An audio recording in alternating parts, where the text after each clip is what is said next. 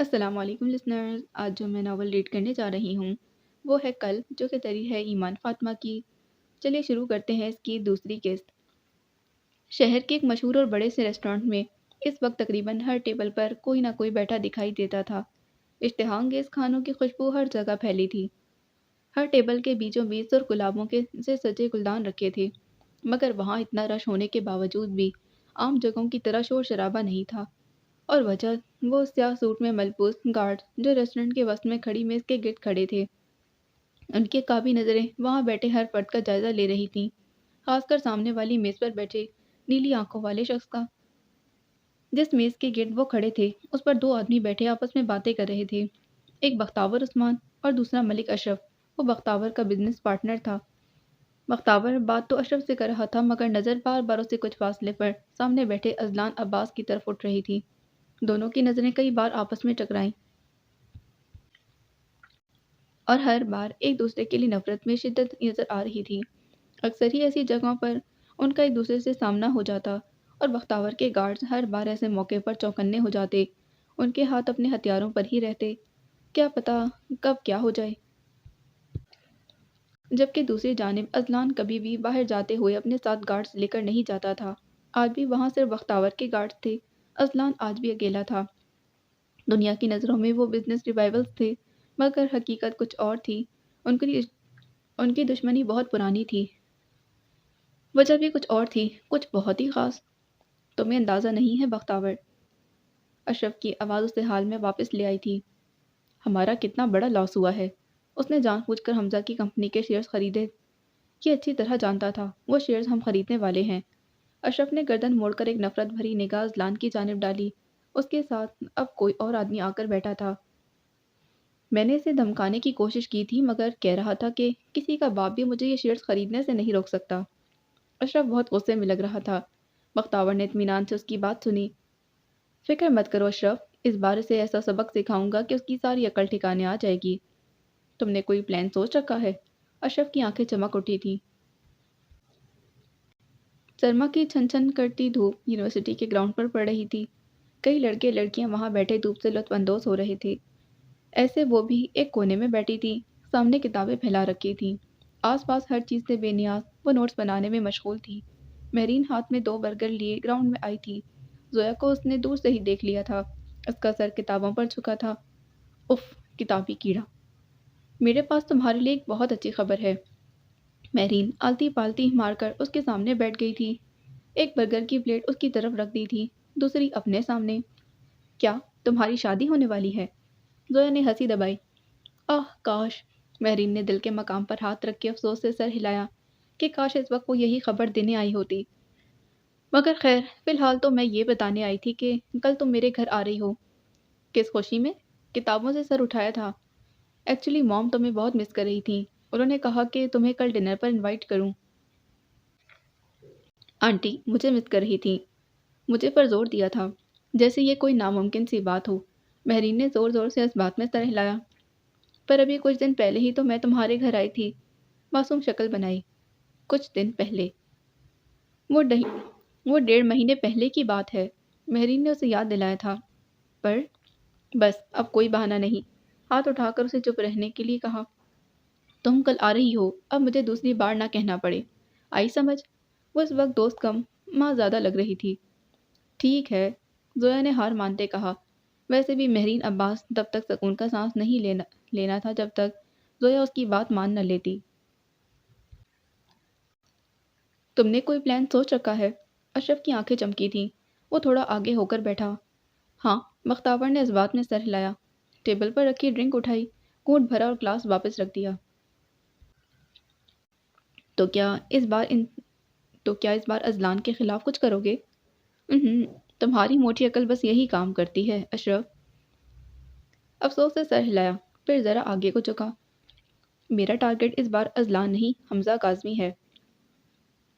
اسے ابھی معلوم نہیں کہ اس نے ہمیں دھوکے میں رکھ کر کتنی بڑی غلطی کی ہے، اور اب اسے اس کی سزا ملے گی۔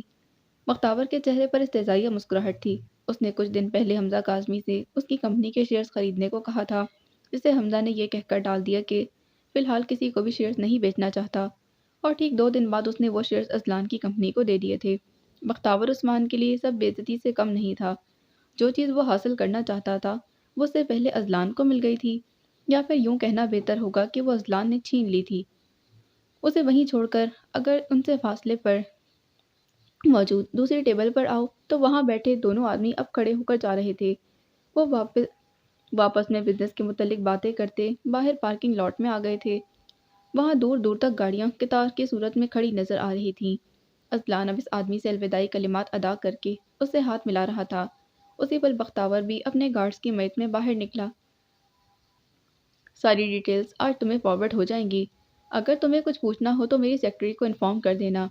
अज़लान ने सामने खड़े आदमी से कहा, जिसकी नज़र कभी बख्तावर तो कभी अज़लान की तरफ जाती थी। श्योर। आदमी हल्का सा मुस्कुराया, फिर अपनी गाड़ी की तरफ चला गया। अज़लान अपनी गाड़ी का दरवाज़ा खोल रहा था जब बख्तावर की आवाज़ समातों से टकराई। तुम्हें क्या लगता है तुम हमजा से शेयर्स खरीद कर मुझे हरा लोगे? अज़लान गहरा सांस लेते मुड़ा। बख्तावर दोनों हाथ जेबों में डाले उससे कुछ फासले पर खड़ा था। आसपास गार्ड चौकन्ने होकर खड़े थे। और तुम्हें ये खुशफहमी क्यों है कि इस सब का ताल्लुक तुमसे है? अज़लान ने अब्रो उचकाते हुए कहा। खुशफहमी नहीं, मुझे यकीन है सबका ताल्लुक मुझसे ही है। ओह कम ऑन। अज़लान हंसा था। तुम्हें वाकई लगता है मेरे पास इतना फजूल टाइम है जो मैं तुम्हें हराने के प्लान्स बनाता फिरूंगा? बख्तावर ने सख्ती से मुठियां भींच ली थीं, अलबत्ता चेहरा बेतासुर ही रहा।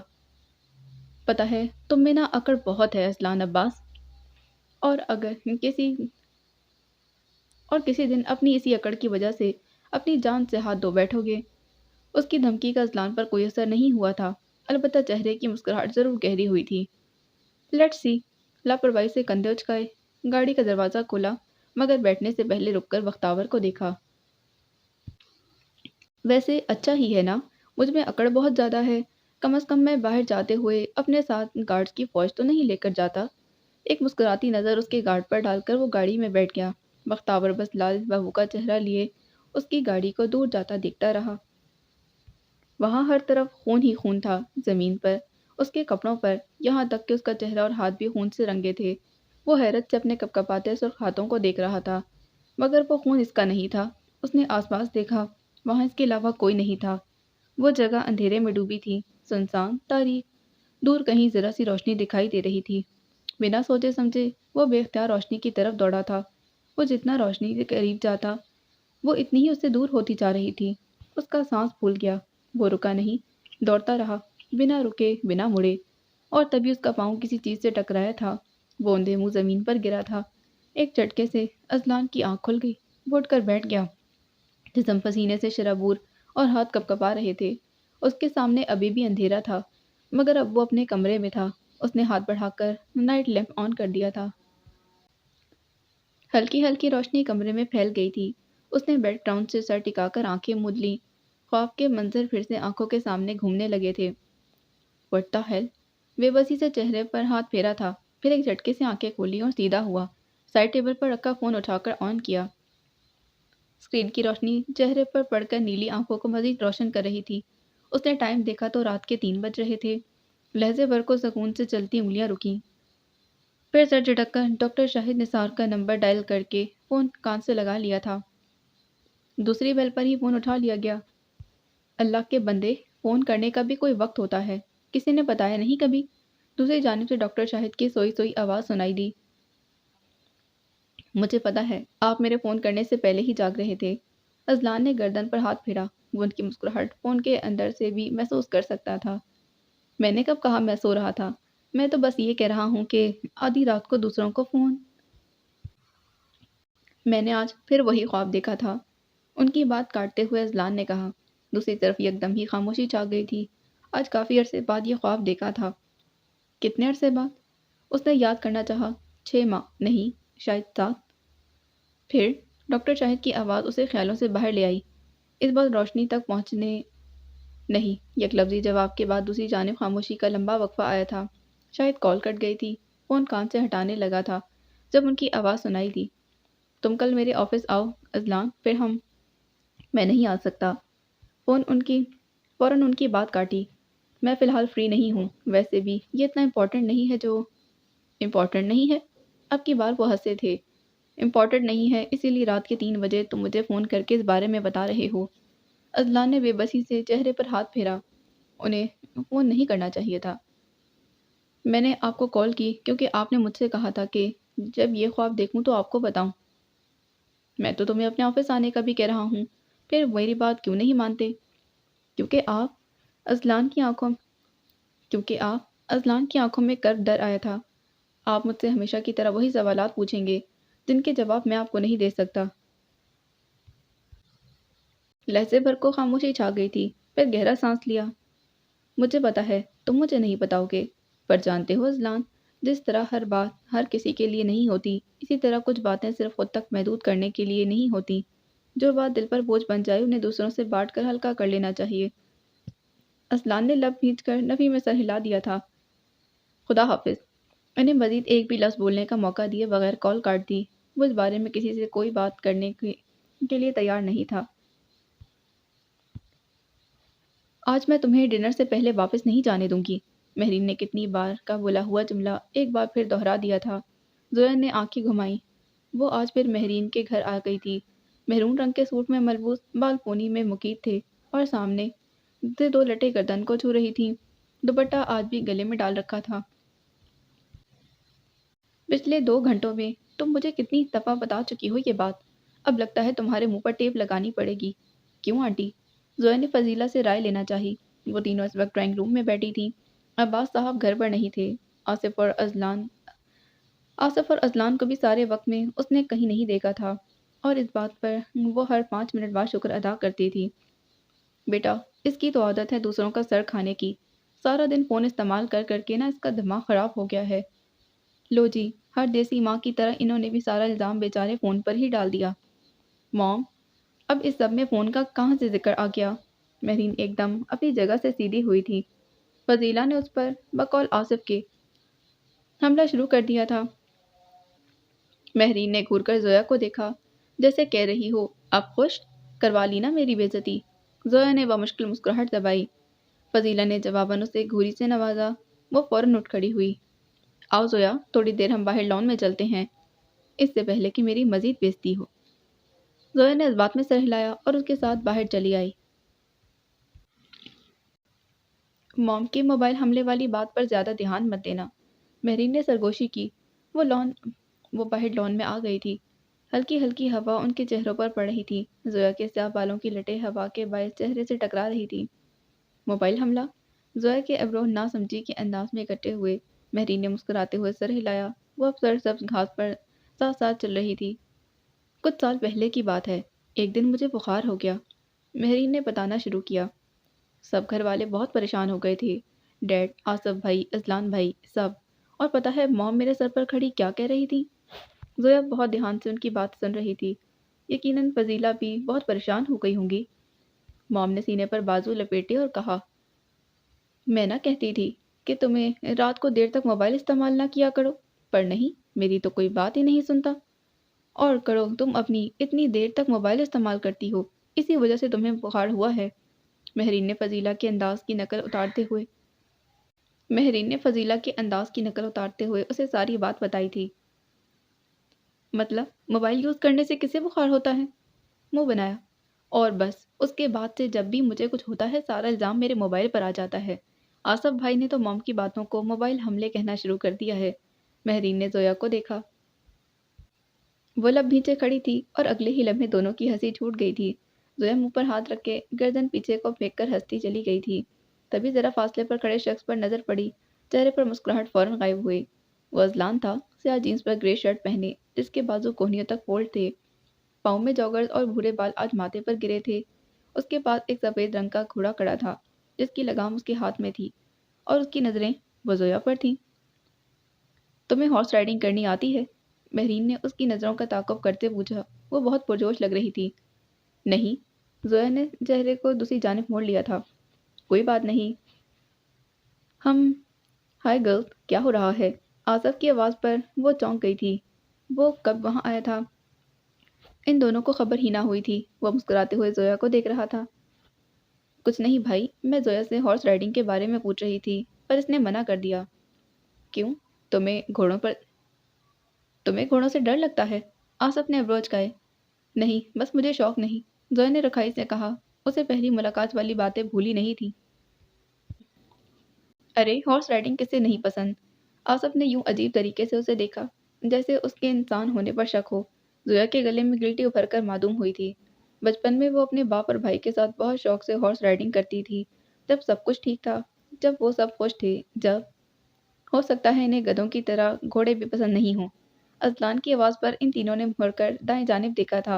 वो इन्हीं की तरफ आ रहा था। जोया ने सख्ती से मुट्ठियां भींच ली थीं। इसकी बात का मतलब उसे अच्छी तरह समझ आ गया था। वो इतनी दूर से भी उनकी बातें सुन रहा था। यकीनन उसके कान बहुत तेज थे। आसफ ने हंसी दबाई थी। महरीन ने कुछ कहने के लिए लब खोले, मगर इससे पहले ही हाथ में पकड़ा मोबाइल बजने लगा। वो अभी आती हूँ कहकर फ़ोन कान से लगाए वहां से चली गई थी। जोया ने गहरा सांस लेते बहुत सा गुस्सा अंदर उतारा था। दिल तो चाह रहा था कि उसके चेहरे पर मुक्का जड़ दे। ऐसा लग रहा है अगले 5 मिनट में किसी का कत्ल होने वाला है।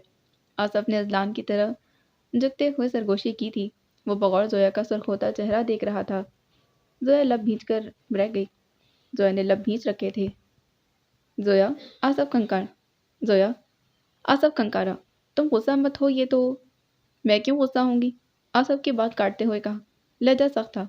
और तुम? अजलान की तरफ मुड़ी। तुम ऐसी बातें करके क्या साबित करना चाहते हो? तुम बहुत महान हो। आसफ ने थूक निकला। अब तो पक्का जोया कुछ खरी खरी सुनेगी। अजलान के माथे पर बल पड़े। वो 2 कदम आगे आया। जोया की रीढ़ की हड्डी में सनसनीखेज लहर दौड़ गई थी। कुछ ज्यादा ही बोल दिया क्या? वो इतनी हिम्मत मुजतमा करती अपनी जगह पर खड़ी थी। अलबत्ता निगाहें फेर ली थी। अजलान अब उसके ऐन सामने खड़ा था। बातें करने की हिम्मत है मगर नजरें मिलाने की नहीं। अंदाज में तंज था। जोया की नजरें एक झटके से ऊपर को उठी थी। और फिर वो हुआ जो वहां किसी के वहमो गुमान में भी नहीं था। शहदरंग आंखें नीली आंखों से टकराईं और बस अजलान अब्बास का दिल इस शिद्दत से धड़का के बसलियां तोड़कर सीने से बाहर आ जाएगा। कुछ कहने के लिए लब खोले मगर सारे अल्फाज मुंह में ही दम तोड़ गए थे। वो पत्थर हो गया, साकित जामिद। जोया कुछ कह रही थी मगर वो नहीं सुन रहा था। उसके कानों में एक ही आवाज़ गूंज रही थी, अपनी तेज रफ्तार धड़कनों की। फिर उसे महसूस हुआ कोई उसका कंधा पकड़कर हिला रहा था, उसे पुकार रहा था। Azlan, Azlan. आवाज़ जानी पहचानी लग रही थी, बहुत मानूस। क्या हुआ है अजलान? अब की बार उसके कान के करीब कोई चिल्लाया था। वो एकदम जैसे होश में आया। धड़कनों का शोर थम गया था। आसपास की आवाज़ें वाज़ेह होने लगीं। पलकें झपक झपक कर हाल में वापस लौटा। तुम ठीक तो हो? ये आसफ था जो परेशानी से उसके कंधे पर हाथ रख के खड़ा था। वहां आसफ के साथ 2 और नफूस भी मौजूद थे। एक हैरान और परेशान महरीन और दूसरी आंखें सिकोड़े खड़ी जोया। ये क्या हुआ था? वो हैरान हुआ। फिर एक भी लफ्ज़ बोले बिना उल्टे कदमों घूमा और वहां से चला गया। ऐसा क्या हुआ था वो तीनों ही समझ नहीं पाए। खुद अजलान अब्बास भी नहीं समझ पाया था। मैं देखता हूँ, आसफ कहते उसके पीछे गया था। रुको, मेरी बात तो सुनो। रुको, मेरी बात तो सुनो। आसफ तेज तेज सीढ़ियां फलांगता उसके पीछे आ रहा था। अजलान उसे नज़रअंदाज करता अपने कमरे की जानिब बढ़ गया। फिलहाल वो किसी से बात नहीं करना चाहता था। अजलान यार, रुको तो सही। डोर नॉब पर हाथ रख के पलटा। आसफ उस तक पहुंच गया था। तुम ठीक तो हो? वो परेशान लग रहा था। होना भी चाहिए था। आज से पहले कभी अजलान को इस तरह नहीं देखा था। क्यों, मुझे क्या हुआ है? अजलान ने अप्रोच का। अभी बाहर तुम। सर झटका। यूं लग रहा था जैसे तुम वहां खड़े थे मगर असल में तुम वहां नहीं थे। क्या? आसफ ने सोचा। समझ नहीं आ रहा उसे कैसे समझाए। मुझे पता है तुम मानोगे नहीं, पर तुम्हें देखकर ऐसा लग रहा था जैसे तुम किसी और ही दुनिया में पहुंचे हो। Out of the world, you know. Asaf ने यूं देखा जैसे अपनी बात की तायीद चाहता हो। डोर नॉब पर अजलान के हाथ की गिरफ्त मजबूत हो गई। वो ठीक ही तो कह रहा था।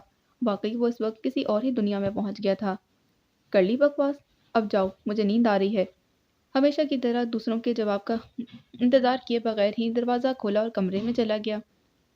आसफ उसके पीछे ही जाने लगा था। एकदम ही दरवाज़ा उसके मुंह पर बंद कर दिया। लो जी, मतलब इतनी तजलील, तुम्हारी इतनी हिम्मत, तुमने मेरे मुंह पर दरवाज़ा बंद किया। दरवाजे पर जोर से हाथ मारा। डोर नॉब घुमाई। दरवाज़ा लॉक था। चेहरा गुस्से से तिलमिला उठा।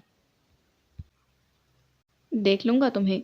मेरे सवालों से तुम बच नहीं सकते। सुनो तुमने, और ये जो दरवाज़ा मेरे मुंह पर मारा है ना, इसका बदला तो लेकर ही रहूंगा।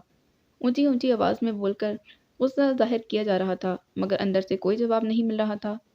تم سن رہے ہو؟ اندر اذلان بیڈ پر لیٹا تھا۔ وہ رات کو ٹھیک سے سو نہیں پایا تھا، شاید اسی لیے عجیب و غریب خیالات ذہن میں آ رہے تھے۔ نیند ہوگی تو ٹھیک ہو جائے گی، اس نے آنکھیں موند لیں۔ آصف ابھی بھی دروازے کے پار کھڑا اسے دھمکیاں دے رہا تھا، اس سے بھی وہ نپٹ لے گا مگر بعد میں۔ بختاور آج آفس نہیں گیا تھا۔ وہ لاؤنج میں صوفے پر بیٹھا تھا، سامنے ہی لیپ ٹاپ کھلا تھا جس کی اسکرین پر کسی مال کی فوٹیجز دکھائی دے رہی تھی۔ باس، اگلے 5 منٹ میں یہ بلڈنگ کھنڈر بن جائے گی۔ کان میں لگے ایئر پیس میں سے حیدر کی آواز گونجی تھی۔ وہ بختاور کا خاص آدمی تھا جسے وہ اسی طرح کے کاموں کے لیے استعمال کرتا تھا۔ یہ مال حمزہ کاظمی کا تھا، وہی حمزہ کاظمی جس نے اپنی کمپنی کے شیئرز بختاور کو بیچنے سے منع کر دیا تھا، اور اب بختاور عثمان کو اسے بدل اور اب استا اور اب بختاور عثمان کو اسے بدلہ لینا تھا، تو اس نے ملک اشرف کے ساتھ مل کر اس مال میں بم پلانٹ کرنے کا منصوبہ بنا لیا تھا۔ اس کے اس قدم سے کتنے معصوم لوگوں کی جان جائے گی اسے کوئی پرواہ نہیں تھی، اسے بس بدلہ لینا تھا، پھر چاہے وہ جس طرح بھی ہو۔ ٹھیک ہے، بس کچھ گڑبڑ نہیں ہونی چاہیے، اس نے حیدر سے کہتے ہوئے کال کاٹ دی تھی۔ اسی پل فون دوبارہ بجنے لگا۔ اسکرین پر چمکتا نمبر دیکھ مسکراہٹ ابھر آئی تھی۔ ہیلو بختاور، کیسے ہو؟ دوسری طرف سے ارید سرمد کی چہکتی آواز سنائی دی۔ بختاور نے صوفے کی پشت سے سر ٹکائے گہرا سانس لیا۔ بس تھوڑا تھک گیا ہوں۔ پھر ایسا کرو کہ اپنے آفس کے کام وام چھوڑ دو، ہم کہیں باہر چل کر لنچ کرتے ہیں۔ میں آج گھر پر ہی ہوں، تم یہیں آ جاؤ، ویسے بھی تمہیں دیکھوں گا تو میری تھکن دور ہو جائے گی۔ ارید دھیرے سے ہنسی تھی۔ وہ دونوں کالج کے دنوں سے ساتھ تھے، آپس میں کافی اچھی دوستی تھی۔ پھر یہ دوستی محبت میں بدل گئی اور یونیورسٹی کے آخری سمسٹر میں دونوں نے انگیجمنٹ کر لی تھی۔ ان کی منگنی کو تقریباً 4 سال ہونے کو تھے۔ ابھی تو میں شاپنگ کے لیے باہر آئی ہوئی ہوں، بٹ ڈونٹ وری، میں 15 منٹ میں وہاں پہنچ جاؤں گی۔ فون بند ہونے کے بعد بختاور سیدھا ہوا۔ لیپ ٹاپ کی اسکرین پر بہت سے لوگ نظر آ رہے تھے جو اپنی فیملیز اور فرینڈز کے ساتھ شاپنگ میں مصروف تھے، کچھ ایک دوسرے سے باتوں میں مگن تھے، گھومتے پھرتے نظر آ رہے تھے۔ اس بات سے انجان کہ اگلے کچھ ہی منٹوں میں یہ عمارت ان کے سروں پر گرنے والی ہے۔ ان سب کو دیکھ کر بختاور تلخی سے مسکرا دیا تھا۔ نظریں اسکرین پر نظر آتے خوش باش لوگوں پر تھی، مگر ان تمام لوگوں میں اس کی نظر ایک چہرے پر نہیں پڑی تھی، وہ چہرہ جسے دیکھ کر اس کی ساری تھکن دور ہو جایا کرتی تھی۔ زویا خدیجہ کے ساتھ لاؤنج میں بیٹھی، نظریں ٹی وی اسکرین پر تھیں جس پر نیوز اینکر گلا پھاڑ پھاڑ کر کچھ دیر پہلے مال میں ہونے والے دھماکے کے بارے میں بتا رہی تھی، ساتھ ہی بڑے بڑے الفاظ میں بریکنگ نیوز لکھا نظر آ رہا تھا۔ دھماکے کے باعث پوری عمارت زمین بوس ہو گئی، عمارت کے ملبے تلے دفن لوگوں کو نکالنے کے لیے ریسکیو آپریشن جاری، اسلام آباد کے تمام ہسپتالوں میں ایمرجنسی نافذ کر دی گئی۔ وہ مبہوت سی ٹی وی اسکرین کو دیکھ رہی تھی جس پر اب ملے جلے مناظر دکھائی دے رہے تھے جس پر اب ملبے کے مناظر دکھائے جا رہے تھے۔ آس پاس بہت سے رپورٹرز دکھائی دے رہے تھے، لوگوں کو ملبے سے نکال کر ایمبولینس میں ڈالا جا رہا تھا۔ کتنے لوگ زخمی تھے، کتنے جان سے گئے، اندازہ لگانا مشکل تھا۔ خدا کا خوف بھی نہیں آتا ان لوگوں کو جو یہ حملے کرواتے ہیں، معصوموں کی جان لے کر انہیں نیند کیسے آتی ہوگی؟ خدیجہ افسوس سے بولی۔ بختاور اب پرسکون سا لاؤنج میں بیٹھا ٹی وی دیکھ رہا تھا، دل کو سکون سا ملا۔ ریموٹ اٹھا کر ٹی وی بند کر دیا، فون اٹھایا، اریج کو کال ملائی۔ اس نے 15 منٹ آنے کو کہا تھا اور اب تقریباً گھنٹہ ہونے کو تھا، وہ ابھی تک نہیں پہنچی تھی۔ نمبر آف جا رہا تھا، اس نے 5 منٹ مزید انتظار کیا، پھر دوبارہ کال ملائی، اب بھی نمبر بند تھا۔ اسے بے چینی ہونے لگی، اب تک تو اسے پہنچ جانا چاہیے تھا۔ ہو سکتا ہے اس نے ارادہ بدل لیا ہو، پر اگر ایسا ہوتا تو وہ ضرور اسے کال یا میسج کر کے انفارم کرتی۔ وہ سوچ ہی رہا تھا جب دروازے سے سرمد انکل آتے دکھائی دیے تھے۔ وہ بہت گھبرائے ہوئے لگ رہے تھے۔ بختاور کے چہرے پر شکنیں ابھری، وہ اپنی جگہ سے کھڑا ہو گیا۔ کیا ہوا انکل؟ آپ اتنے گھبرائے ہوئے کیوں لگ رہے ہیں سب؟ بختاور، اریج کدھر ہے؟ ان کی آواز میں کچھ تھا، ڈر، خوف، پتہ نہیں۔ اس نے کافی دیر پہلے مجھے فون کر کے کہا تھا کہ وہ ادھر آ رہی ہے، پر ابھی تک پہنچی نہیں۔ اور آپ اتنے گھبرائے ہوئے کیوں لگ رہے ہیں؟ آنکھیں سکوڑی۔ Is everything all right? وہ ان کے سامنے کھڑے تھے، یہ پسینہ تھا جسے وہ بار بار صاف کر رہے تھے۔ اس کا فون پچھلے 1 گھنٹے سے بند جا رہا ہے، جو ڈرائیور اور گارڈز اس کے ساتھ تھے وہ بھی میرا فون پک نہیں کر رہے۔ مجھے لگا وہ تمہارے ساتھ ہوگی، پر وہ ادھر بھی نہیں ہے۔ پتہ نہیں میری بیٹی کو کچھ۔ انہوں نے خود کو بات مکمل کرنے سے پہلے ہی روک لیا تھا۔ بختاور کا دل کسی نے مٹھی میں لے لیا تھا۔ وہ جہاں بھی ہوگی ٹھیک ہوگی، شاید ٹریفک۔ اس کی بات ابھی مکمل نہیں ہوئی کہ سرمد صاحب کا فون بجنے لگا۔ عریض کے ڈرائیور کی کال تھی۔ انہوں نے ایک لمحہ بھی ضائع کیے بنا ہی فون اٹھا کر کان سے لگا لیا۔ صاحب صاحب، وہ میڈم میرے ساتھ شاپنگ کے لیے آئی تھی۔ ڈرائیور کی عجلت بھری آواز ابھری تھی۔ صاحب، میڈم جس مال میں گئی وہاں دھماکہ ہو گیا ہے۔ انہوں نے مجھے باہر انتظار کرنے کو کہا تھا۔ میں بس 5 منٹ کے لیے اپنے ایک دوست کی شاپ میں گیا تھا۔ واپس آیا تو وہاں ساری عمارت زمین بوس ہو چکی تھی۔ وہ جی، میڈم کی لاش ہم نے نکال لی ہے۔ میں انہیں ہاسپٹل لے کر جا رہا ہوں، آپ بھی آ جائیں۔ سرمد صاحب کے ہاتھ سے فون چھوٹ گیا تھا۔ پھٹی پھٹی نگاہوں سے بختاور کو دیکھنے لگے۔ کیا ہوا؟ کس کا فون تھا؟ سرمد صاحب نے اسے کوئی جواب نہیں دیا تھا۔ ان کا چہرہ لٹے کی مانند سفید ہو گیا۔ بختاور نے ان کا فون اٹھا کر اسی ڈرائیور کو کال ملائی تھی۔ دوسری طرف سے ابھی وہی سب کچھ بتایا گیا تھا۔ بختاور عثمان کو لگا کسی نے آسمان اٹھا کر اس کے سر پر دے مارا ہو۔ کیا بکواس کر رہے ہو تم؟ وہ دھاڑا تھا۔ دوسری جانب سے پھر سے کچھ کہا گیا۔ اس نے فون پھینکا اور بھاگتا ہوا گھر سے باہر نکلا۔ اس نے کسی کا انتظار نہیں کیا تھا، نہ ڈرائیور کا نہ گارڈ کا۔ بس گاڑی میں بیٹھا اور رش ڈرائیو کرتا ہوا ہاسپٹل پہنچا تھا۔ راستے میں کانوں میں ڈرائیور کے الفاظ میڈم کی لاش ادھر سے نکال لی ہے گونج رہے تھے۔ ہاسپٹل پہنچ کر وہ تیزی سے اندر کی جانب بھاگا تھا۔ عریج کا ڈرائیور اسے ریسیپشن کے پاس ہی کھڑا نظر آ گیا۔ ڈرائیور اسے پہچانتا تھا، فوراً بختاور کی جانب لپکا۔ صاحب، ادھر اس کمرے میں ہے میڈم۔ ڈرائیور نے اسے دائیں جانب ایک کمرے کی طرف اشارہ کیا۔ وہ حواس باختہ سا فوراً اس کمرے کی طرف گیا۔ دل زور زور سے دھڑک رہا تھا۔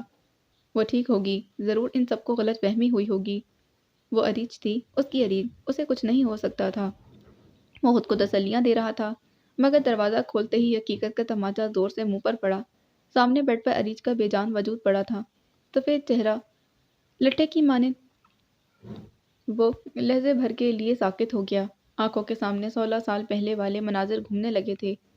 12 سالہ بختاور ہاسپٹل کے کوریڈور میں کھڑا تھا۔ اس کے ہاتھ بری طرح کانپ رہے تھے۔ آئی سی یو میں اس کے باپ کا علاج چل رہا تھا۔ زندگی میں پہلی دفعہ اسے ڈر لگ رہا تھا، کسی پیارے کو کھونے کا ڈر۔ اس کی نظریں آئی سی یو کے بند دروازوں پر ٹکی تھیں۔ وہ آہستہ آہستہ قدم اٹھاتا عریج کے قریب بیڈ پر آ بیٹھا۔ اس کے ہاتھ اپنے دونوں ہاتھوں میں تھامے۔ اس کا ہاتھ ٹھنڈا یخ تھا، برف کی طرح۔ وہ نہیں جانتا تھا ابھی کچھ دیر پہلے وہ جس کا انتظار 1 گھنٹے سے کر رہا تھا، اب اسے تا قیامت اس کا انتظار کرنا پڑے گا۔ آئی سی یو کا دروازہ کھلا۔ ڈاکٹر کو باہر نکلتا دیکھ اس کا دل شدت سے دھڑکا تھا۔ قدم زنجیر ہو گئے۔ میرے ڈیڈ، بس 2 الفاظ۔ ڈاکٹر اس کے سامنے آ کر کھڑا ہوا اور نفی میں سر ہلا دیا۔ وہ عریج کے چہرے کو یکٹک دیکھ رہا تھا، پھر اسے اپنے کندھے پر کسی کا ہاتھ محسوس ہوا۔ وی آر ریئلی سوری، مگر یہاں آنے سے پہلے ہی ان کی ڈیتھ ہو چکی تھی۔ وہ کوئی ڈاکٹر تھا۔ وی آر ریئلی سوری، ہم انہیں بچانے کی بہت کوشش کرتے رہے۔ ان کے سینے میں 3 گولیاں لگی تھیں، خون کافی بہہ گیا تھا۔ ہم آپ کے فادر کو نہیں بچا پائے۔ Sorry for this loss. Doctor اس کا کندھا تھپک کر آگے بڑھ گیا تھا۔ بختاور نے چہرہ اٹھا کر سامنے کھڑے ڈاکٹر کو دیکھا۔ اسے لگا آج پھر وہ 16 سال پیچھے چلا گیا ہے۔ وہ کھڑا ہوا، ایک جھٹکے سے ڈاکٹر کو کالر سے پکڑ لیا۔ بکواس بند کرو، اسے کچھ نہیں ہو سکتا، سنا تم نے؟ تم سب کو میں جان سے مار دوں گا۔ وہ گڑایا تھا، چہرہ غصے سے سرخ ہو گیا تھا۔ Sorry sir, we are really sorry. ہڑبڑاہٹ میں ڈاکٹر کے منہ سے بس یہی الفاظ نکل رہے تھے۔ اس نے ڈاکٹر کا گریبان ایک جھٹکے سے چھوڑ دیا۔ ڈاکٹر تھوک نکلتا باہر چلا گیا۔ بختاور عریج کی طرف مڑا، جس کی آنکھیں اب کبھی نہ کھلنے کے لیے بند تھیں۔ وہ اس کی محبت تھی، اس کی زندگی میں آنے والی پہلی لڑکی۔ وہ آج اسے کھو چکا تھا۔ اس کا دل بری طرح جھلس رہا تھا، مگر وہ رکا نہیں تھا۔ وہ کبھی بھی رویا نہیں تھا، اپنے باپ کی موت پر بھی نہیں۔ وہ اب عریج کے چہرے پر آئے بال ہٹا رہا تھا، ساتھ ہلکی ہلکی سرگوشی کر رہا تھا، شاید اپنی محبت کا یقین دلا رہا تھا، اسے کبھی نہ بھولنے کا وعدہ کر رہا تھا۔ اور عریج سرمد کا بے جان وجود کچھ بھی سننے سمجھنے سے قاصر تھا۔ تم اتنے گمسم کیوں بیٹھے ہو اذلان؟ صبح ناشتے کی ٹیبل پر فضیلہ نے بغور اسے دیکھتے پوچھا۔ مہرین ابھی بھی یونیورسٹی کے لیے نکلی تھی، باقی سب ابھی ناشتہ کر رہے تھے۔ اس سے کیوں پوچھ رہی ہیں ماں؟ میں بتاتا ہوں نا۔ آصف نے ہنستے ہوئے ڈرامائی انداز میں کپ ٹیبل پر رکھا، کنکیوں سے اذلان کو دیکھا جو اسے گھور رہا تھا۔ अब पता चलेगा मेरे मुंह पर दरवाज़ा बंद करने का अंजाम। कोई है जिसकी वजह से हमारा अज़लान आजकल गुमसुम रहने लगा है। आसफ ने पलकें झपकाकर अब्बास और फजीला को देखा। उसे अज़लान से 2 दिन पहले वाली बात का बदला लेने का अच्छा मौका हाथ आया था। क्यों भई, ऐसा कौन आ गया? अब्बास साहब को तशवीश हुई। आ गया नहीं, आ गई है डैड, आ गई। आसफ ने आखिरी लफ्ज़ को खींचकर अदा किया। हर वक्त इतना फजूल बोलते बोलते थकते नहीं तुम? अज़लान ने बेजारी से बोला। वैसे वो है कौन भई, हमें भी तो पता होना चाहिए। अब्बास साहब ने भी आसफ का भरपूर साथ दिया था। आसफ की मुस्कुराहट गहरी हो गई। फजीला मुस्कुराते इन तीनों को देख रही थी। ऐसी कोई बात नहीं डैड, आप तो अच्छी तरह इसकी आदत जानते हैं। पता नहीं हर वक्त फजूल बातें ही क्यों उसके दिमाग में घूमती रहती हैं। और तुम? आसफ की जानिब गर्दन मोड़ी थी। जल्दी करो, हम ऑफिस के लिए लेट हो रहे हैं। मैं आज ऑफिस नहीं जाऊंगा, आसफ ने ऐलान किया। किस खुशी में? अज़लान अपनी जगह पर सीधा हुआ। रात को मेरी नींद पूरी नहीं हुई थी, इसीलिए आज मैं बस सोऊंगा। क्यों नहीं बेटा? फजीला ने नरमी से उसके बाजू पर हाथ रखा। तुम आराम से सो जाना, मैं मुलाजमों से भी कह दूंगी। कोई तुम्हें डिस्टर्ब नहीं करेगा। उनके अंदाज में शफकत थी। तुम्हारी नींद कभी पूरी होगी भी? अज़लान ने दांत कचकचाए। आसफ कुछ कहने ही लगा था कि अब्बास साहब बोल उठे। कोई बात नहीं अज़लान, वो एक दिन ऑफिस नहीं जाएगा तो कंपनी डूब नहीं जाएगी। उसे करने तो आज के दिन रेस्ट। वो कुर्सी से उठ गए थे। आसफ तो खुशी से खिल उठा था। और नहीं तो क्या, एक ही तो ज़िंदगी है। अब इसमें भी क्या इंसान अपनी नींद पूरी नहीं कर सकता? उसने कॉफ़ी का घूंट भरते मुस्कुराहट दबाई थी। तुम्हारी ये एक ही ज़िंदगी किसी दिन मैं अपने हाथों से लूँगा, याद रखना। अदनान कहते हुए उठ खड़ा हुआ। अदलान, फजीला ने उसे घूरा। You wish. आसफ ने आंख दबाई। अदलान ने सर झटका, फिर फजीला को खुदा हाफिज कहता हुआ बाहर चला गया था। दोपहर के वक्त पार्क में इस वक्त बहुत से लोग दिखाई दे रहे थे। कई बच्चे भागते दौड़ते और कुछ मुख्तलिफ गेम्स खेलने में मसरूफ थे। आसपास और भी लोग चलते फिरते नजर आ रहे थे। पार्क के दाएं जानिब एक दरख्त के नीचे वो अपना कैनवस और पेंटिंग का दूसरा साजो सामान सेट कर रही थी। ये पार्क उसके घर के करीब ही था। वो अक्सर यहाँ आती थी, खासकर जब अपनी कोई पेंटिंग बनानी होती। आज भी वो इसी मकसद से यहाँ आई थी। जोया जिस जगह खड़ी थी वो बाकी जगहों की निस्बत ज़रा ऊंची थी, एक ढलवान की सूरत। यहाँ से सारे पार्क का मंजर वाज़ेह नजर आता था। आज आप क्या बनाने वाली हैं जोया आपी? वह दरख्त से टेक लगाए बैठा था। हाथ में चॉकलेट थी जो जोया ने यहाँ आते हुए उसे लेकर दी थी। उसने जोया को घर से निकलते देखा तो खुद ही उसके साथ साथ चल पड़ा था। फ्लावर्स, आज मैं बहुत अच्छे से फ्लावर्स पेंट करूंगी। जोया मुस्कुराई। आप हमेशा फ्लावर्स ही बनाती हैं। फहद ने नाक सिकोड़ी। अच्छा, जोया ने सोचा, फिर सामान वहीं रखकर उसके अकब में आकर बैठ गई। तो तुम बता दो मुझे क्या पेंट करना चाहिए? आप मेरी पेंटिंग बनाएंगी? उसके लहजे में इश्तियाक था। तुम्हारी? फहद ने जोर जोर से इस बात में सर हिलाया। और पता है, वो उसके ज़रा करीब खिसका। इसमें ना मुझे थोड़ा बड़ा बनाइएगा, 4 नहीं 5। वो अपनी उंगलियां गिन रहा था। बल्कि अपने जितना बनाइएगा। और तुम मेरे जितने बड़े होकर क्या करोगे? फहद नजरें झुकाए अपने हाथों को देखने लगा। चेहरे पर एकदम उदासी चेहरे पर एकदम ही उदासी छा गई थी। मेरी अम्मा मरने वाली हैं। फहद, जोया का दिल दहल गया था। वो 8 साल का बच्चा था। उसके मुंह से ऐसे अल्फाज सुनकर किसी का भी दिल दहल जाता। किसने कहा है तुम्हें ये सब? जोया ने नरमी से पूछा। वो बहुत बीमार है जोया आपी, बहुत ज़्यादा। उसने अपने छोटे छोटे हाथों को फैलाकर उसे बताया। मैं उनसे पूछता हूँ कि तो कहती हैं वो मरने वाली हैं। मैं उनसे कहता हूँ कि मैं उनका ख्याल रखूँगा तो कहती हैं मैं अभी बहुत छोटा हूँ। वो रो रहा था। मैं जल्दी से बड़ा होना चाहता हूँ ताकि उनका ख्याल रख सकूँ, जैसे आप अपनी अम्मी का ख्याल रखती हैं। फिर वो मरेंगी नहीं, मैं उन्हें बचा लूँगा। जोया लब पीछे उसका चेहरा देखती रही। कौन सी माँ अपने 8 साला बच्चे से ये कहती है कि वो मरने वाली है? या फिर हो सकता है कि उसकी माँ की बीमारी शदीद हो और वो उसे आने वाले वक्त के लिए पहले से तैयार रहने को ये सब कहती हो। जो भी था वो उसे यूं रोता तो नहीं देख सकती थी। माँ बाप को खोने से बड़ी तकलीफ दुनिया में कोई नहीं, और जोया कामरान इस तकलीफ से अच्छी तरह वाकिफ थी। उसका बाप एक पुलिस ऑफिसर था। वो 7 साल की थी जब एक दिन स्कूल से वापसी पर अपने बाप की मौत की खबर मिली थी। किसी ने उन्हें कत्ल कर दिया था। और वो दिन उसके लिए क़यामत से कम नहीं था। अब इसी क़यामत का सामना छोटे बच्चे को भी करना होगा। یہ सोच कर ही उसकी आंखें नम हो गई थीं। जोया ने फहद के गिर्द बाजू फैलाकर उसे अपने साथ लगा लिया था। किसी की तकलीफ का एहसास इस वक्त ज़्यादा होता है जब इंसान खुद भी इस तकलीफ से गुजर रहा हो। तुम्हें पता है फहद, तुम अब भी अपनी अम्मा को बचा सकते हो। उसके लिए तुम्हें बड़ा होने की ज़रूरत नहीं। कैसे? फहद ने सर उठाया था। आंखों में उम्मीद सी थी। जोया ने नरमी से उसके दोनों हाथ थाम लिए। तुम इनके छोटे छोटे काम करके इनका ख्याल रखो। अब देखो वो बीमार हैं तो तुम इन्हें अपने हाथ से खाना खिलाया करो, उन्हें मेडिसिन खिलाओ, पानी पिलाओ, उनके साथ बैठकर बातें किया करो। फिर देखना वो बहुत जल्द ठीक हो जाएंगी। और सबसे ज़्यादा ज़रूरी है दुआ। तुम उनके लिए अल्लाह ताला से दुआ किया करो। वो उसे नरमी से समझा रही थी। इससे ज़्यादा कुछ नहीं कर सकती थी। आप भी अल्लाह ताला से दुआ मांगती हैं? जोया ने इस्बात में सर हिलाया। हाँ। आपकी दुआ कबूल होती है? चेहरे पर मासूमियत थी। वो अब रोना बंद हो गया था। जोया ने गहरी सांस अंदर को खींची। वो उसे कोई झूठी उम्मीद नहीं देना चाहती थी। उसके जहन में एक और ख्याल आया था। क्या हुआ अगर वो कोई दुआ मांगेगा और वो कबूल ना हुई फिर? उसका ईमान कमज़ोर हो जाएगा और जब ईमान कमज़ोर होगा तो वो दुआ मांगना छोड़ देगा। नहीं नहीं, वो उसे बेहतरीन तरीके से समझाएगी। मेरी दुआएं कबूल होती हैं मगर हर बार नहीं। उसने सच कहा था। फहद की आंखों में उलझन उभरी। जोया ने मुस्कुराते हुए उसका हाथ दबाया। और पता है हमारी कुछ दुआएं कबूल क्यों नहीं होती? फहद ने नफ़ी में सर हिलाया। क्योंकि वो चीज़ हमारे हक़ में बेहतर नहीं होती। वो चीज़ जो हम अल्लाह से मांग रहे होते हैं, कभी कभार हमें पता नहीं होता कि वो चीज़ हमारे लिए नुकसानदेह है, पर हमारे अल्लाह को हर बात का इल्म होता है। इसीलिए वो अपने बंदे को किसी भी किस्म की तकलीफ से बचाने के लिए इस चीज़ को हमसे दूर कर देता है। वो आसान लफ्ज़ों का चुनाव कर रही थी ताकि इस 8 साला बच्चे के जहन में ये बातें आसानी से फिट हो सकें।